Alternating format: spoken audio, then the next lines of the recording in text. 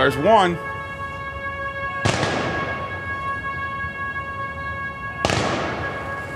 We interrupt this program to bring you a special news bulletin. The Japanese have attacked Pearl Harbor, Hawaii by air, President Roosevelt has just announced. The attack also was made on all naval and military activities on the principal island of Oahu. Yesterday, December 7th, 1941, a date which will live in infamy. Hello, West Michigan, and welcome once again to the show, Heaven is My Home. I'm your host, Gary Myers, along with my engineer, Chad, and this show is certainly designed to glorify the teachings of our Lord and Savior, Jesus Christ.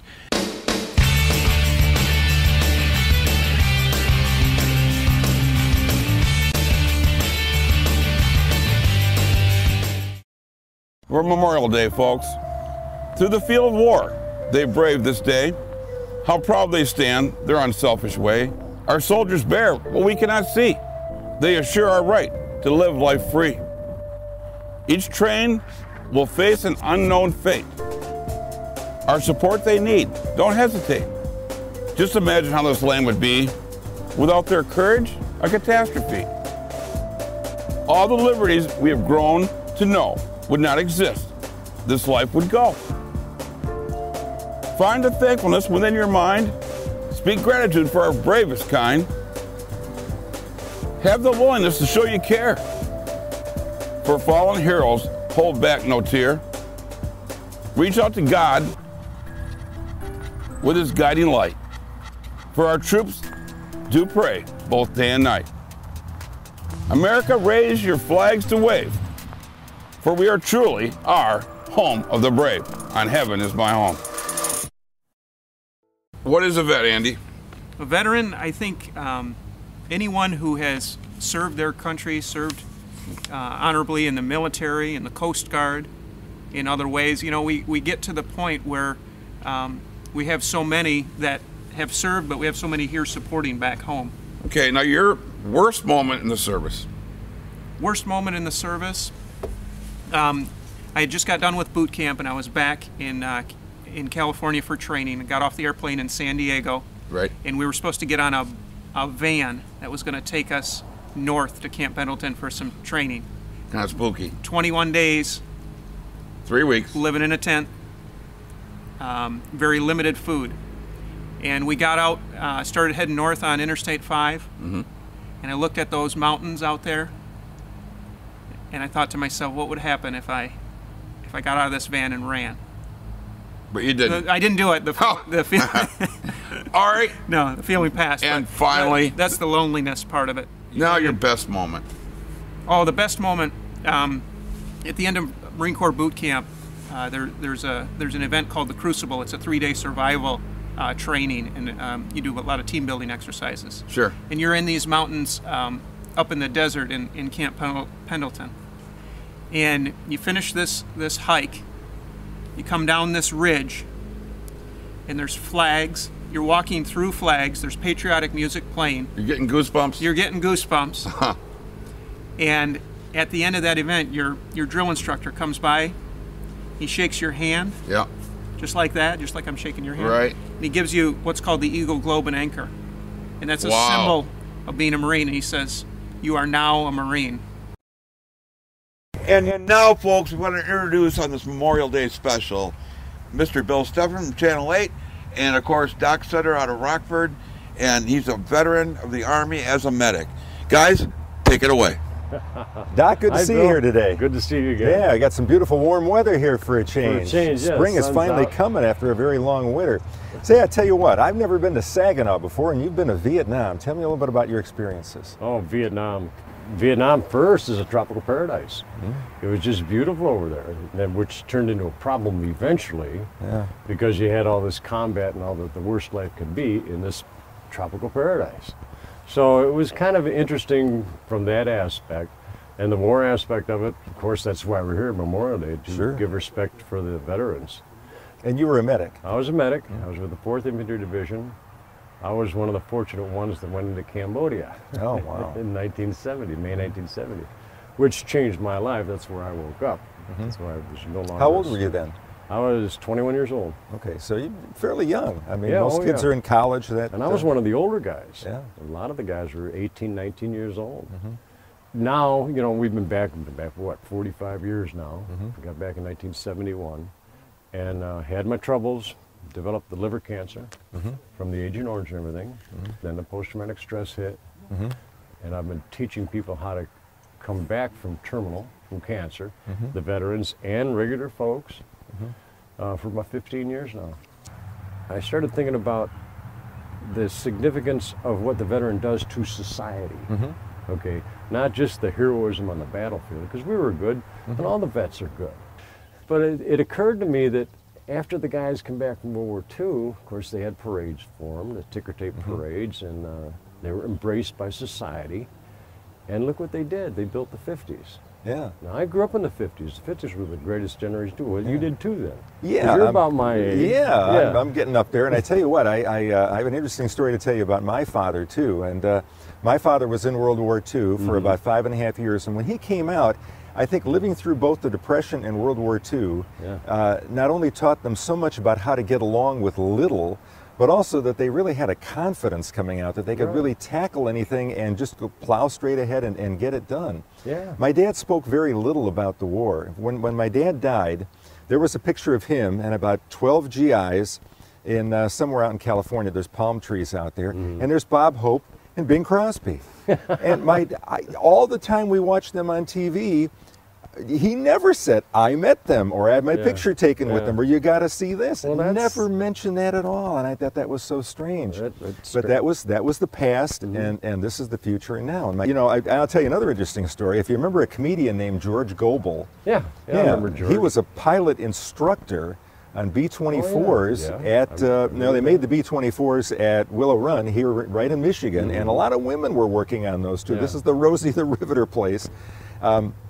Sent them down, the planes down to Oklahoma, and then they taught pilots how to do that. And my dad flew in B-24s and then B-25s. The B-25 is a Mitchell bomber, and that was the only bomber that was actually named after a person. But it was interesting, as my dad got into his late 80s, I took him to the Air Zoo in Kalamazoo, and they've got a B-25 there. And it was interesting because my dad just lit up, here's our plane out here. And my dad was a pilot too. Oh, no kidding. Yeah, the B-17s. Oh, okay. He had orders to go to England, and 2 days before the orders, the war ended. So that's exactly how it was with my dad. So that's a good thing. My dad was actually on a ship, and they were going to go overseas, and he was going to pick up a plane over there. But the veterans, and my father, of course, grew up in the Depression and then the war, and the same thing. Once that was over, it's like the party started then.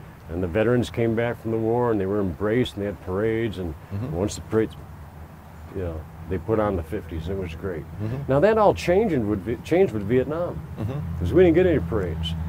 The joke at the time when I got back from Vietnam was, well, it's okay to know them, just don't be near them when they go off, And we were rejected on all levels. You had movies like The Deer Hunter, Rambo, that kind of stuff. And that was such a switch in Hollywood, too, because in Hollywood you had all of these people that were war heroes. Some of them went off to fight and everything else like that. I mean, Lee Marvin's got a plain and simple grave in Arlington. He didn't want anything special for him. He was just a plain and simple soldier. He had some good soldier. movies, too. But that all changed, and I think that was part of our perception. If you take a look at the people that control the information that we get, I think there were a lot of people after Vietnam that were kind of indifferent, but you had a certain group that were kind of in charge and got a lot of publicity that were really anti-vet. They had to negate the veterans' influence on society in some way. Now, after World War I, they had the parades, and the guys were welcome. They built the 20s. And the 20s was a party time, and the 50s was too. But society thrived. So you learn things in combat. You learn that love is the answer, not war. Peace, not war. You learn that life is short. And that's a big one. Life is short. Have some fun along the way. Smell the roses, ladies and gentlemen. Work hard, yes. Be honest, yes. But smell the roses. Have some fun along the way too. Well, all those good things need to be instilled into society, and they did that in the 20s, and they did that in the 50s, and bingo, society boomed. Since Vietnam, of course, no more parades. and we weren't allowed to do that. And it's been tough. I mean, it's been tough on me personally and all. Do you think it's better now than it was, let's say, it's somewhat 20, 30 better, years yeah. ago? Because But I they see learned their Vietnam lesson. vets, you know, in parades, and they do get a Oh, yeah. round of applause now. But for a long time, long time, we were just basically ignored. And again, all the friends I had before Vietnam just kind of stay away from. To this day, they aren't friends anymore. The society was told that we were crazy, that we were dangerous, and yet here we were. We did a great job over there. All the veterans did. And many of you know? were essentially in the draft at that point I was too. drafted, I mean, yeah. I don't know if you got a number, but I got a number back then in the late '60s, and I was drafted September 14th, 1969. The draft went into effect October 1st, so I missed it by, September 21st. I missed it by 9 days. My number was 313. yeah, mine was 357. Yes, so, And I actually talked about, you know, if I would have gone in, Yeah. could I do something related to weather? What advice would you have for any veterans that are coming back from, let's say, the Middle East right now? stay away from the VA. Stay away from the VA? All right, we were chemically poisoned in Vietnam. We were drinking Agent Orange laced water because, you know, we went through a gallon of water a day in the jungle. Oh yeah, that's a hot, dry And, place. So we had to get our water, and we would plan our march through the jungle, our hump through the jungle that day to intersect some water, because you know. But it was loaded with Agent Orange, and sure enough, within a year we were all sick, and nobody bought it. Said, "Well, you guys are sick." Well, yes, we were. But the vets, geez, they get them back here and they just load them up with the drugs, and they go down the chute, and that's why there's so many suicides. Geez, they're getting chemically poisoned over there, then they come back and Is that still the case? Because Because we tend to be doing deserts now rather than jungles. Oh, there's a lot of chemicals. The military uses chemicals everywhere. Mostly it's the vaccinations. I mean, these vaccinations are just killing these guys. Anthrax and all that stuff. Yeah, there's Plus a lot of bad. depleted uranium. Now, there's ways of detoxing uranium. So, but the biggest thing, though, is no drugs. Stay away from the chemicals, folks. You know, you want to have a shot of whiskey, fine. But don't take the drugs, especially the psychotropic drugs. The people I've had to counsel back from terminal, the toughest drug there is to get off of successfully is the psychotropics. Much worse than Agent Orange.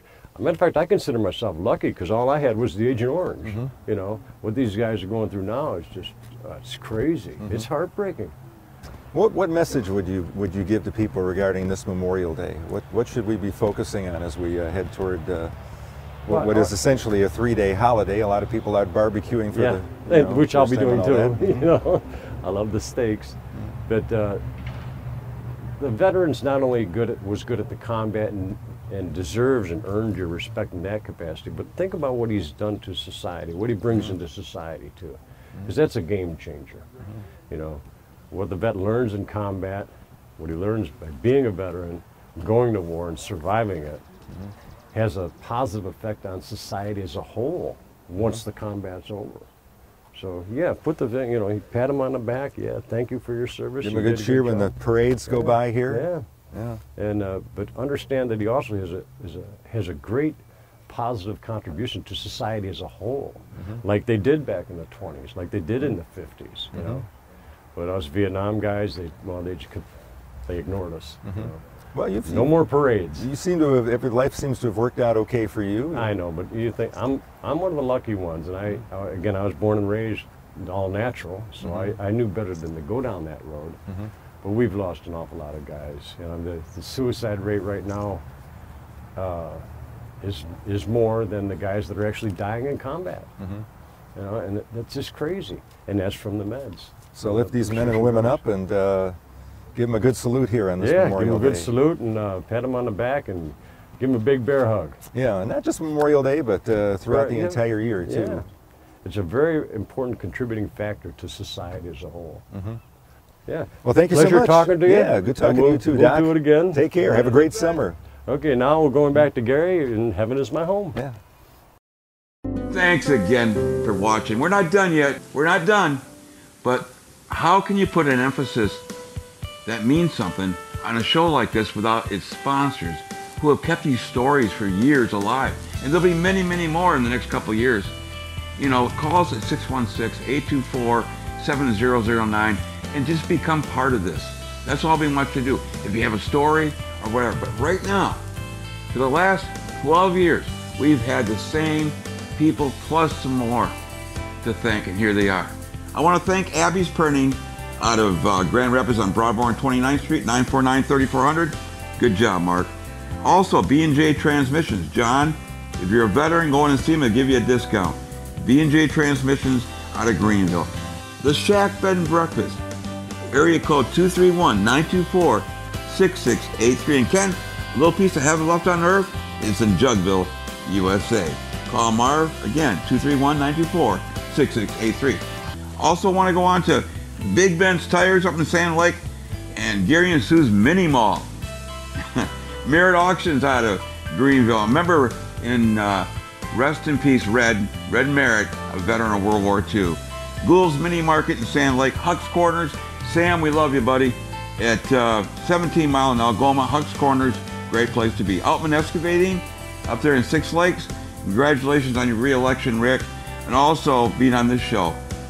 Brooks Electric. God, Sharon, what would we do without you?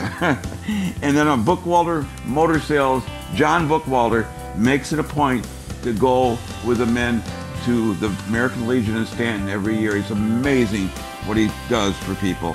Dale's Service Center out of Cedar Springs. Premier Towing Company out of Cedar Springs. And Domino's Pizza right out of Rockford. God bless you there, Steve. And also, you made me mention, it's your birthday when the Marine Corps birthday is, which is the Sunday before Veterans Day. Buffalo Appliances, and folks, I want to also thank the Coral Power Shop and also some veterans that have been helping us. First of all, Skip Towns. We know you're home, you're not feeling good, you're in a wheelchair now, but God bless your family and you for all the years you put in. And we're not burying you yet. You're good, you're getting better, you sound great. Darcy Raymond out of Cedar Springs, of our prayer minister. John and Heather out of Rockford. John's another Marine. Also Steve. And Steve knows what he's doing, doesn't he? Andy Hollander out of Howard City. Andy, we love you and your family and what they do. And I can't thank enough the sponsors, Ken. There is just not enough words to explain what it takes to do this annually, every year. Well, God bless our veterans, and thank you for our sponsors on Heaven is My Home. Hi, my name is Chad. I'm the engineer for Heaven's My Home, and I want people to be aware about PTSD. PTSD, a lot of our veterans have PTSD, and it's from stress that they have dealt with during the war and outside of war. And I would like to sit there and have everybody out there that's listening to sit there and recognize it and be aware of it. And if you know anybody that's served in our country that has PTSD, you know, make them aware what's going on. You know, make sure you know what's going on with them. When you hear them, listen to them, because when they have that and they're depressed and they're out, they just want to hear your voice. I deal with PTSD. I did not serve in our country, but I deal with PTSD and with depression. And a lot of times in life, you know, when you're depressed and you deal with it, all you want to hear is somebody's voice just to get you through it.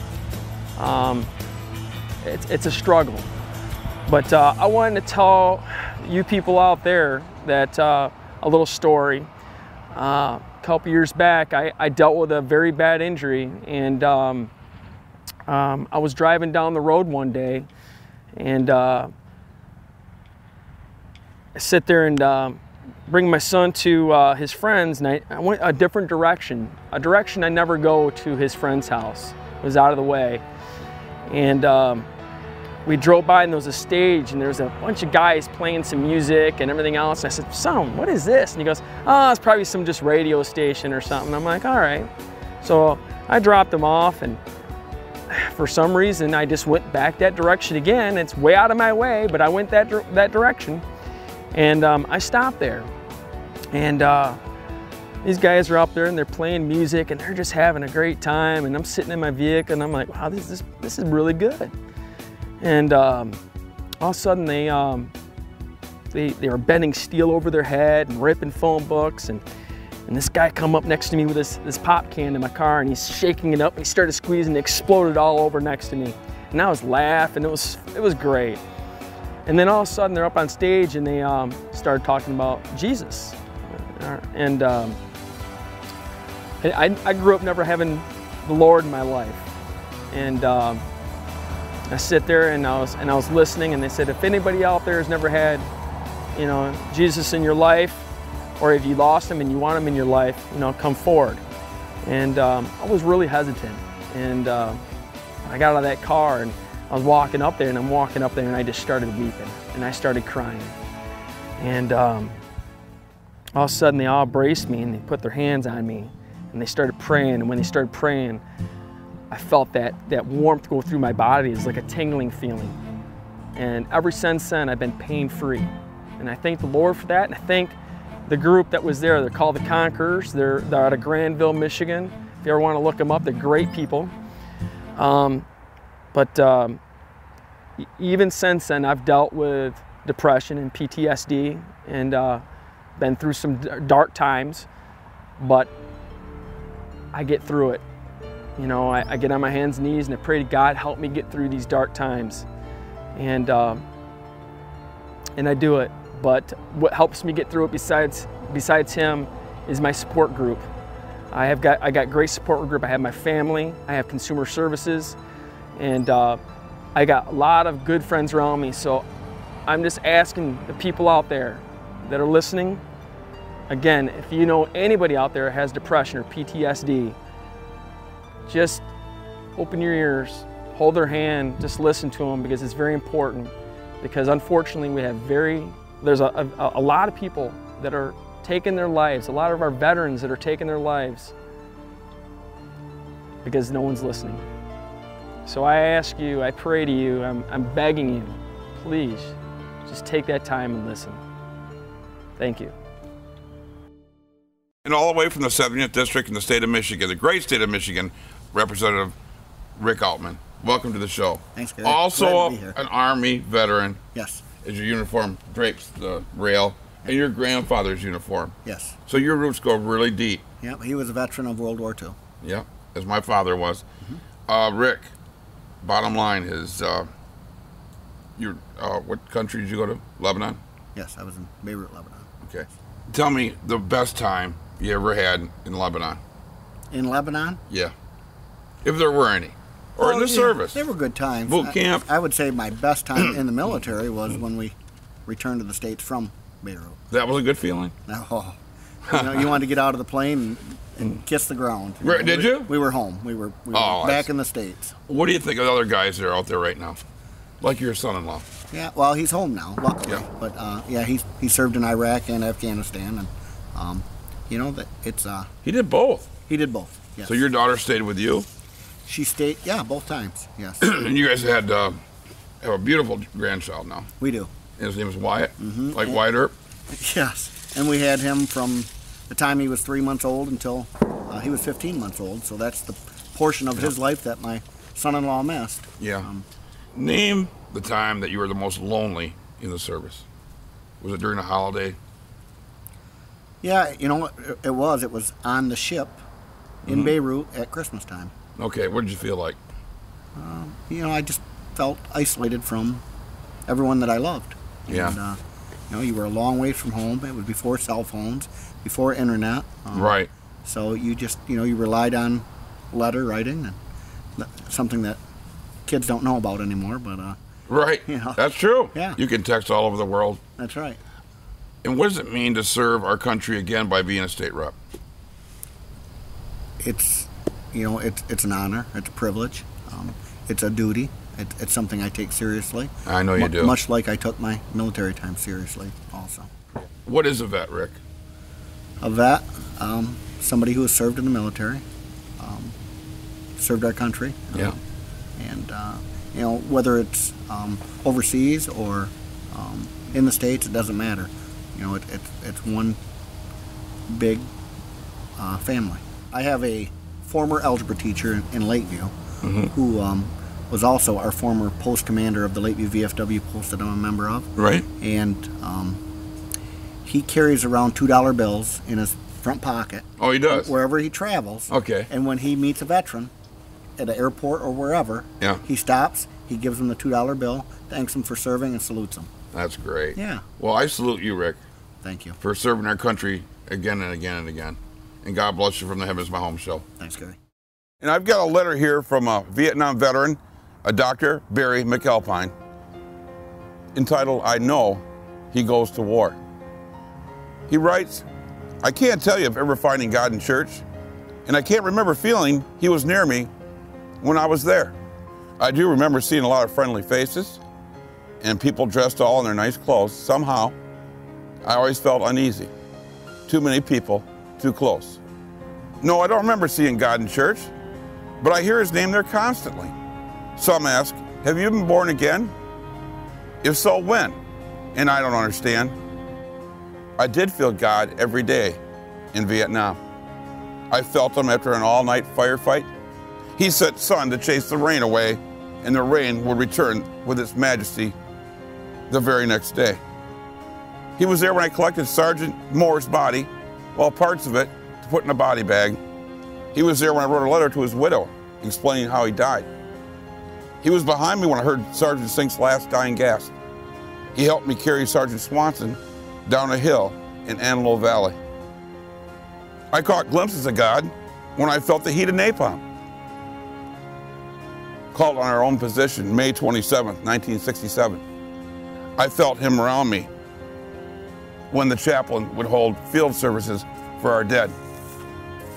I saw His reflection in the faces of my men when I told them to say one bullet for themselves as we were about to be overrun one hot, steamy day in Nam, far, far away. He led me in the Lord's Prayer on every air assault as we stood in the skids coming at treetop level. When we set up our night ambushes and I couldn't see my own hands because of the darkness, I could feel God's hands. He sent loneliness to guarantee fond memories that will always appear later in life.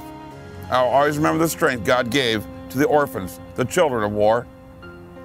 He made them strong, but they didn't understand. I know after 25 years, we slept under the same star. He sent boys to war. They returned young men, their lives forever changed, proud to protect the land of the free and the home of the brave. I don't know if God goes to church, but I do know God goes to war. You know, folks, on the side note here, I got hurt last year in January. We were delivering in December, actually. We deliver turkeys and hams to vets and people, and fell down a few times and broke my back. And that happens to people. I didn't know it was broken until they did an MRI. But anyway, long story short, I'm back now. I did 13 years in a row on the radio. We've done a couple movies, Ken and I, and we've also done the TV show for 12 years in a row. I had to go into Butterworth Hospital. I want to thank saved my life 3 times, because when I got in there, it was like 5:30 in the morning, and when I got into the operating room, they said, I'm sorry, but we're going to put you out. Well, they put me out in April, early April, and I asked my wife what time it was before I went in. She says, well, when I woke up, she says, it's June, Gary. So I was in a coma. Unfortunately, I had a little blood clot, and it got infected, and it put me into a coma. And I want to thank the doctors there. I will never, ever be able to thank you enough. You brought me back 3 times, folks. And also, when they got done with me at Spectrum downtown, Mary Freebed. I want to say thanks to a couple people there. One, I owe you a sermon. You go to Red's Life out there in Rockford. And the other one goes to Red's Life too. But he was the one chasing me around when I wouldn't sit in a wheelchair anymore. They taught me, folks, at Mary Freebed, how to walk again, how to deal with things again. It's amazing. So praise God and praise our veterans and praise those people. And it gives you a little insight of what happens to people when they go to war. Head injuries, missing limbs. I've been through all that stuff. I've seen it all now. And it helped my ministry. But I'm back. 616-824-7009. God bless you. Thanks to my wife, Connie, for all she did. Ken Yonker, my cameraman, stayed with me at night there when I was in a coma and talked to me whether I could hear him or not. My son, Dustin, and my daughter, Teresa, and so many visitors. And I want to thank iHeartRadio for sending me what they sent me. And I just want to thank God for this ministry go on, because I know now, when you get knocked down, you get back up again on the only show that does it all. Heaven is my home. And we're at the Soldiers' Home here in Grand Rapids on Coit Street, as we have been, Ken, for many years now, coming down here. But as we look at the massive graves from Civil War veterans all the way to current veterans, we come across this prayer that you'll hear in cemeteries all over the country. And being a pastor, I've read these many times myself. But it simply states, I'm not here. Do not stand at my grave and weep, for I'm not there. I do not sleep. I am 1,000 winds that blow. I am the diamond's glint of snow. I am the sunlight on ripened grain. I am the gentle autumn's rain. When you awaken in morning's hush, I am the swift, uplifting rush of quiet birds in circle flight. I am the soft stars that shine at night. And do not stand at my grave and cry. I am not there. I did not die.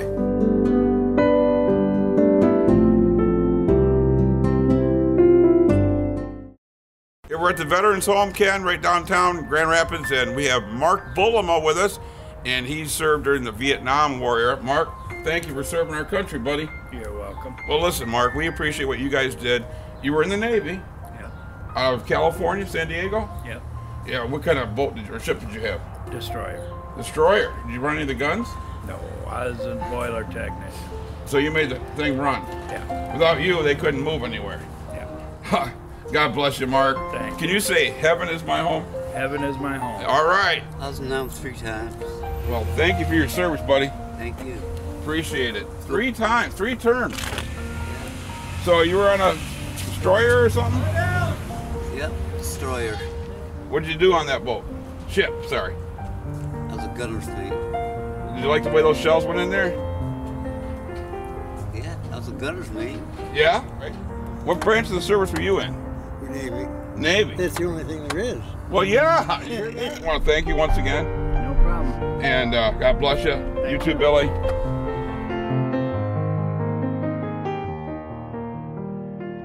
I have my friend Joyce here. She's also my relative. One of the last living Parsons. I'm a Myers, but my mother and her are best of friends. Joyce, welcome to the show. Well, welcome.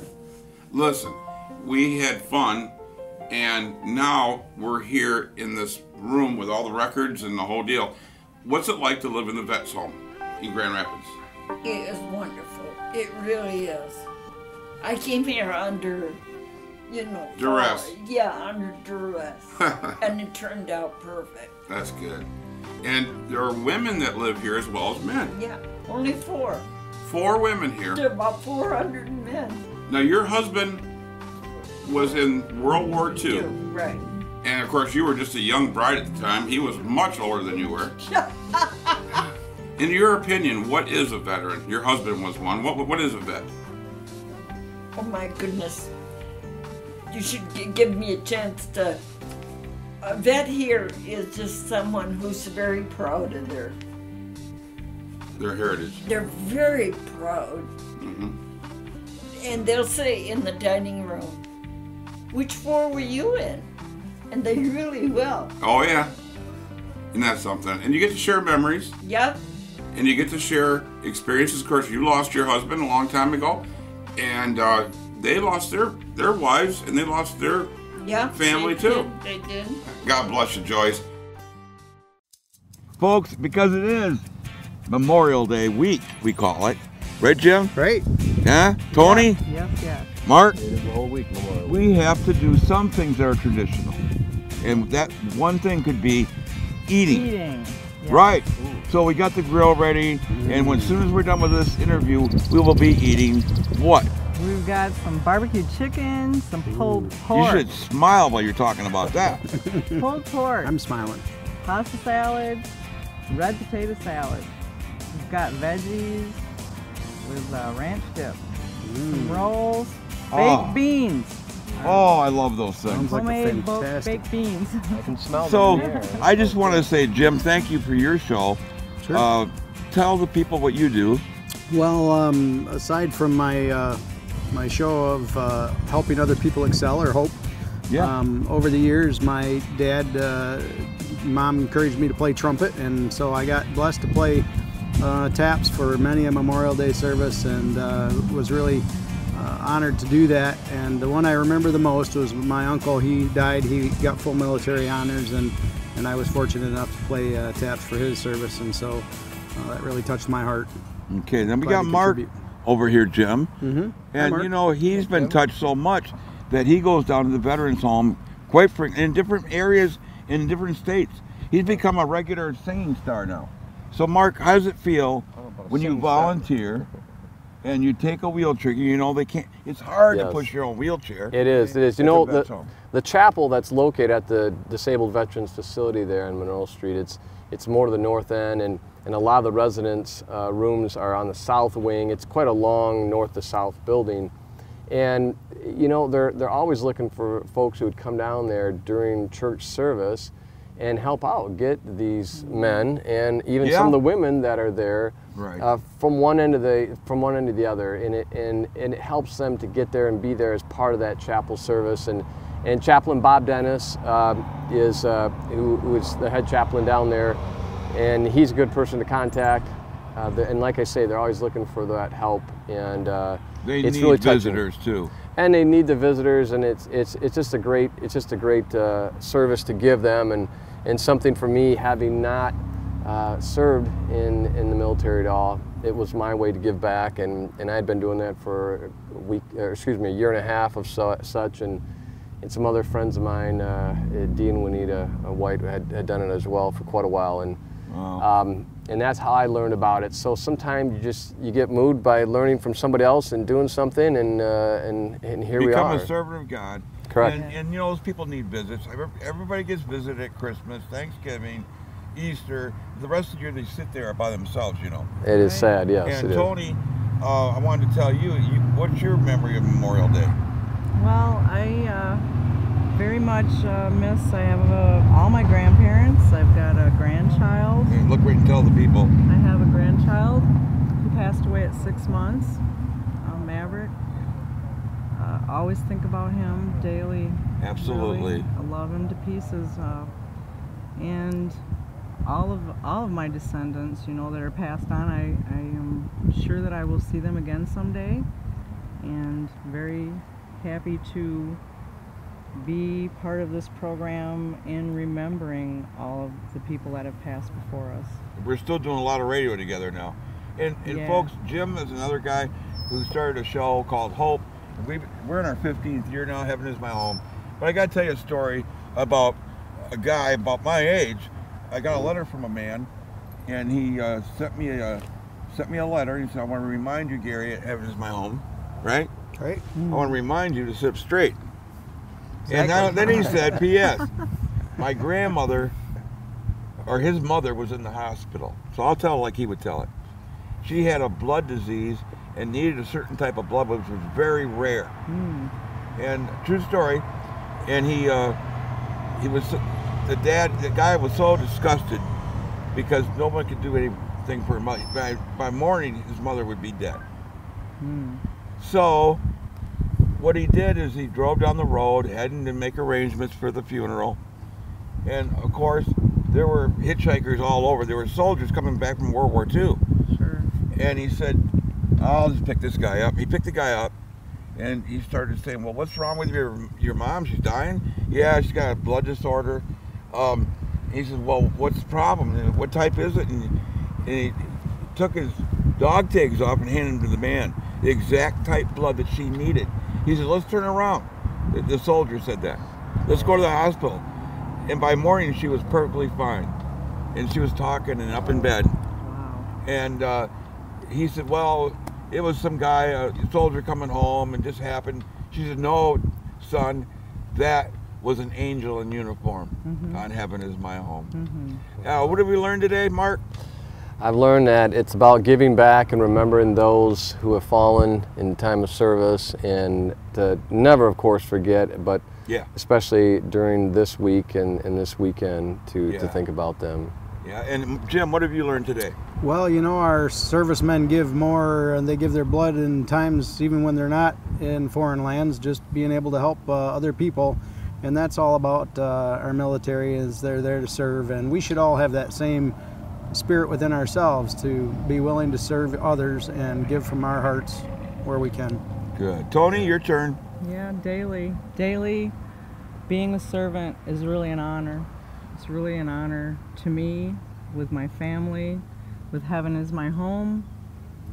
I commend each and every veteran for what they've done for us, what they still do for us. It's just a really wonderful thing to be in the United States and feel the way that we do. We are free, thanks to them. And what I've learned today is God works through all of us. And Chad, our engineer, has been amazing. And we got to thank Faith and Alan. And I want to thank WCET TV. I want to thank WOTV 4, WXSP, and Channel 8 in Grand Rapids. And the guests we had on today, besides you guys, we had, of course, Mr. Weatherman, Bill Steppen, who is loves this type of stuff.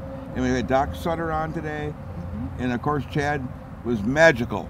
And of course, our guitar player was in singer, of course, right? And Jim, thanks for coming by. He makes us look better than we really are. So this is the story, and I'm sticking to it.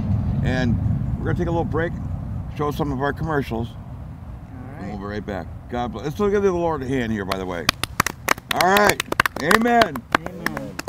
The Heaven is My Home Memorial Day show would like to thank The Shack Bed and Breakfast, Greenville Steel, go 1073rd, The Grant Gold Buyer, Sages Meats, Birds Market, Big Boys, Taco Bell, Brooks Electric, Big Ben's Tires, D&W of Rockford, Huck's Corners, Book Walter Motor Sales, Bliss Winters and Pike Funeral Home, Driftwood Inn, Holton's LP Gas, Domino's Pizza of Rockford, B&J Auto Repair and Transmission, Sears of Greenville, Northern Trails Bar and Grill, Denton & Sons Well Drilling, Robinson's Equipment Kubota, Outman Excavating, Advanced Aquariums, Lake Montcalm Auto and Boat Center, Culligan of Greenville and Rockford, The Wildlife Gallery, Abby's Printing, Sutter Chiropractic, Jerry Brown Heating and Cooling, Kirkstra Septic Tank Cleaning, Ed Cohen Motor Group, Clear Channel Radio, WGLM 106.3 FM of Greenville, and WCET TV of Hudsonville, and WTKG 1230 AM of Grand Rapids. Well, this is what we call Veterans Week, and I think this story sums up what is a vet, the very best. You know, some veterans bear visible signs of their service, a missing limb, a jagged scar, that look in the eye. Others may carry evidence inside them, a pin holding a bone together, a piece of shrapnel in the leg, or perhaps another sort of inner steel, the soul's ally forged in the refinery of adversity. Except in parades, however, the men and women who have kept America safe wear no badge or emblem.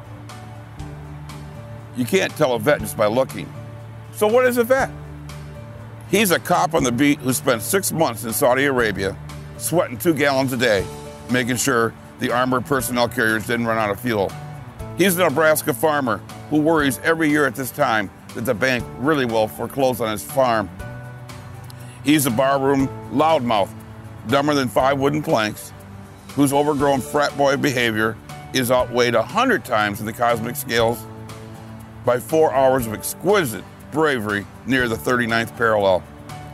She or he is a nurse who fought against fertility and went to sleep sobbing every night for 2 solid years in Da Nang.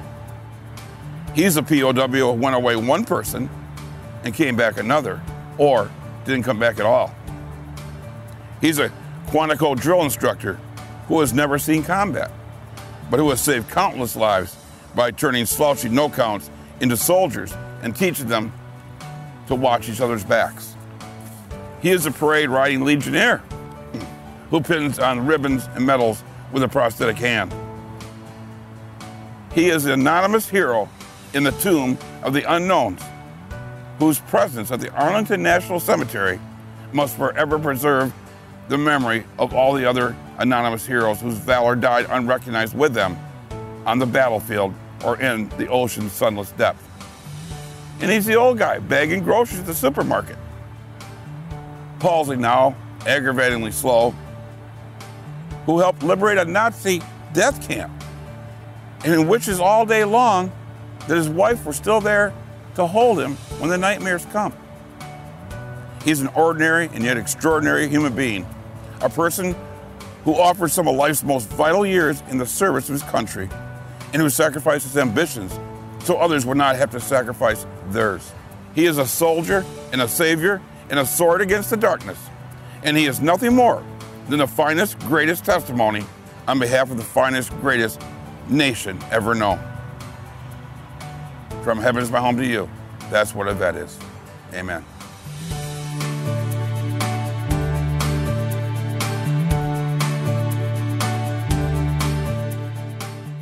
We thought it would be fitting, Ken, out of the Riverbend Journal, that the story behind the national anthem, Saturday, July 4th, 2009, it came out and reposted in archives, but Happy Birthday America, but also the story behind the national anthem is an unknown speaker. As the twilight began to fall and the haze hung over the oceans as it does at sunset, suddenly the British war fleet unleashed. Bam, bam, bam, bam. He said sounds were deafening. There were so many guns, there were so many reliefs, he said it was almost absolutely impossible to talk or hear. Suddenly the sky, although dark, was suddenly lit. And he said from down below, all he could hear were the men and prisoners were saying, "Tell us where the flag is. What have they done with the flag? Is it still flying over the rampart? Tell us." 1 hour, 2 hours into the shelling, every time the bomb would explode and it would be close to the flag, they would see the flag in the illuminated red glare of the bomb. And Francis Scott Key would report to the men down below, "It's still up. It's not down." The admiral came and said, "Your people are insane." He said, "What's the matter with them? They don't understand. This is an impossible situation." Well, Key said he remembered that what George Washington said, the thing that sets the American Christian apart from all other people in the world, he will die on his feet before he'll live on his knees. Their bodies were removed and others took their places. Francis Scott Key said what held the flagpole in that unusual angle were patriots' bodies. He penned a song, "Oh Say Can You See," by the dawn's early light, what so proudly we hailed with the twilight's last gleaming. For the rocket's red glare, the bombs bursting in air, gave proof through the night that our flag was still there. Oh, say does that star-spangled banner yet wave for the land of the free and the home of the brave. The debt was demanded and the price it was paid. Happy Memorial Day from us to you on Heaven is My Home. Hello, ladies and gentlemen. I'm Dr. Ken Sutter from Rockford, Michigan. I've been a chiropractor for 36 years up here, but I'm also a Vietnam veteran. And on this Memorial Day, I've got a little story to tell you. I went to Vietnam March 14th, 1970. I landed in Vietnam about 10 o'clock in the morning. And from there I went up to, we landed in Saigon, right outside of Saigon in Bien Hoa. And from there I went up to the Central Highlands up to Pleiku. And I was stationed with the 4th Infantry Division. I was the fire-based medic for B Battery, 442nd Artillery. Now that was in March of 1970. 3 months later, or 2 months later, in May 1970, Mr. Nixon decided he wanted us to go into Cambodia. So I was part of all that. So we went into Cambodia. We went into Cambodia from Firebase Oasis, just south of Pleiku. We landed in Cambodia, Firebase Invasion, May 7th, 1970, about 8 miles inside of Cambodia. On May 10th, all hell broke loose. We were in a firefight, the longest, largest firefight of the entire Cambodian campaign. And I was in the northern incursion of that. Now, it was, of course, it was the day that changed my life. We lost a lot of guys that day. And 5 of them, it was a heavy toll for Michigan that day. Now, let's back up a little bit and go back to March 9th, 1970. I had orders to leave for Vietnam March 10th.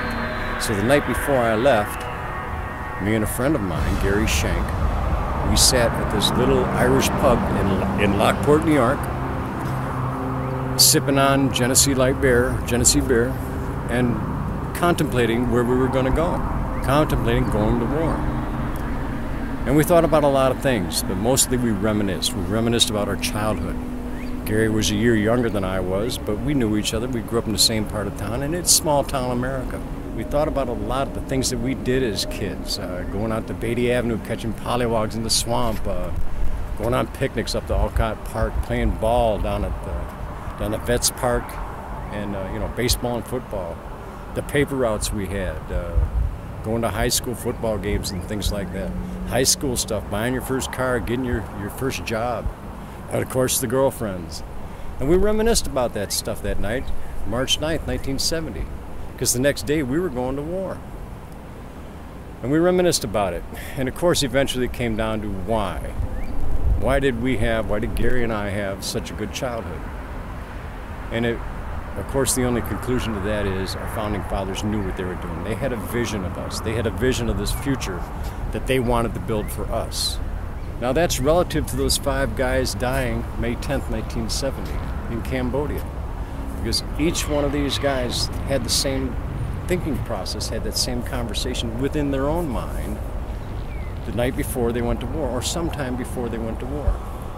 They had to think about it, and they did think about it. They thought about it long and hard, as I did, as Gary did, as we talked about that night, March 9th. And we went to war for the right reasons.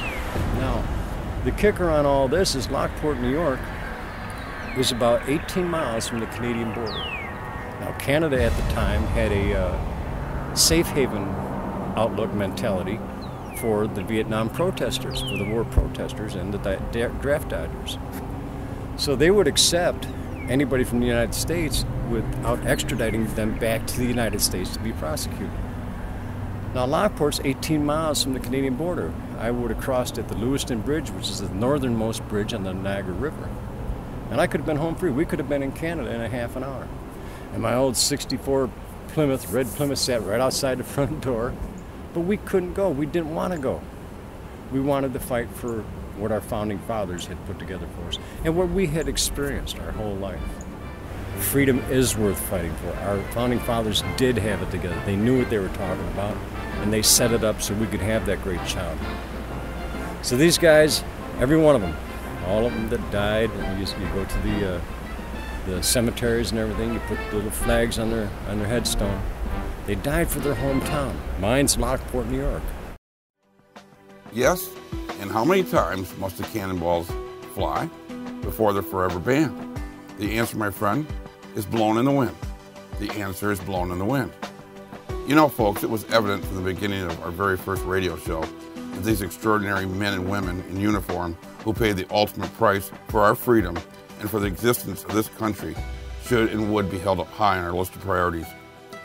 Even if they had put that uniform on in times of peace, they're still on our list. All of their men and women in uniform belong to us and are part of us. They are part of what we will call our heroes. So folks, today, they are really us in some spiritual and patriotic form. They are all what we stand for in one another. We are also a result of their victories, their sacrifices, and their losses for their loved ones at home.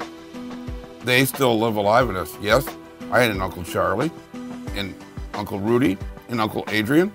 My wife's father, Jack, probably served our country in Korea. My father, Bill, was in Army intelligence during World War II. It was common to see medals on old uniforms stored away in closets as we grew up.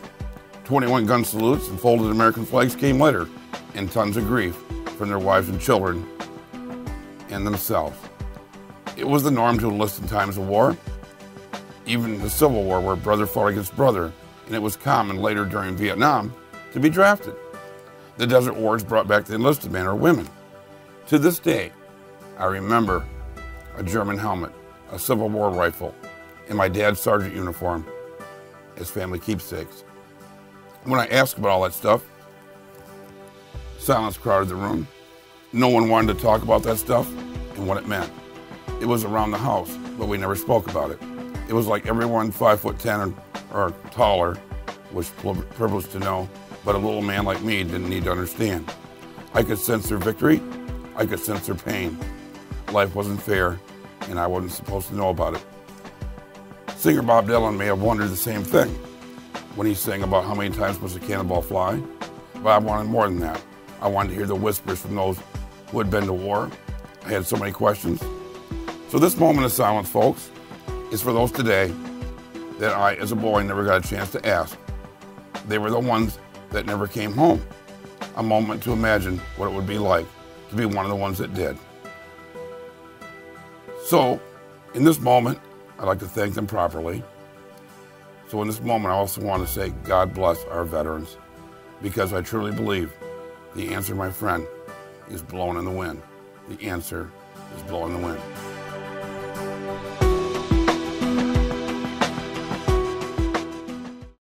Folks, I hope you enjoyed this edition of Heaven is My Home, the Memorial Day. We're having a good time, and I can't wait to get to that food. Can you, Jim? No, I love especially the pulled pork. Yeah, oh yeah, you know I love and that. And Mark, the chicken legs. Oh, wow. And she cooked it all. And our cameraman's ready to eat. In fact, he's having some potato chips right now. But I want to thank everybody. I also want to thank, especially Spectrum Downtown for bringing me back to life twice, and Mary Freebed. I owe you a sermon, young lady. And also Sean, the exercise guy that made me get up at 8 in the morning when I didn't want to. And I went from a hospital bed to a stroller, wheelchair to a stroller. Never thought it could happen. But the Lord brought me back, so I'm good. And we love you out there. Our phone number, our prayer line, if you just want to talk, 616-824-7009. God bless all of you. From the only show that does it all, Heaven is My Home. Go for it, Mark. Michigan. Oh, yeah, it's a Michigan day today. I Beautiful got the hat Michigan. on,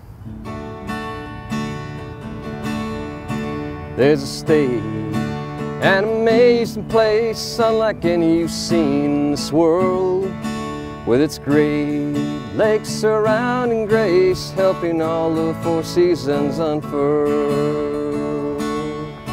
Mother Nature's awesome wonder, carved from a heavy old glacial flow, will robins sing through springtime thunder, then fly away before falling snow. Now we get a bang out of it, Mark. Oh, Michigan, our Michigan, how she beckons me to explore. Like a long-lost kin, I'm back again in fertile fields we strolled before. Oh, yeah. From her big city rush to her small town hush, from her freshwater white crab shores, where it all began in Michigan, it's Michigan once more. That's it, folks. She's so alive. We'll be here eating and praying and playing, right? Yeah, good time, absolutely. Jim, Tony, Mark, God bless all of you. Amen. In that cold. See the credits rolling in front of us now? Sage There's your name, and there's your name. There's the cameraman. There's Alan. Hibernate is warm through winter slumber under a dancing. I don't know about you guys, but I'm getting hungry. Let's go eat. Let's eat.